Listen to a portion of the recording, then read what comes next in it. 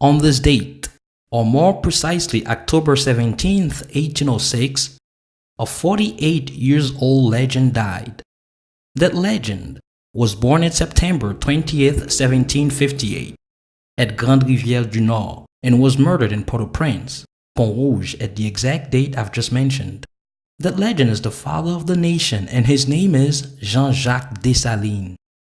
Dessalines was a former slave, then a soldier, a Haitian leader, and a general lieutenant at the service of Georges Biassou, then Toussaint Louverture. Dessalines used to serve the French army as an officer. He took part in the clashes during the Spanish and British incursions. Later, he became commander in the revolt against France. As General Louverture's main lieutenant, he led many successful battles, including the Battle of Crête-à-Pierrot. After the treason and capture of Toussaint in 1802, during the expedition, Dessalines became the leader of the revolution, an ex-ally to the French forces by betraying them and definitely defeated them at the Battle of Vertières in 1803. Dessalines proclaimed Haiti's independence in 1804 and declared himself general governor for life.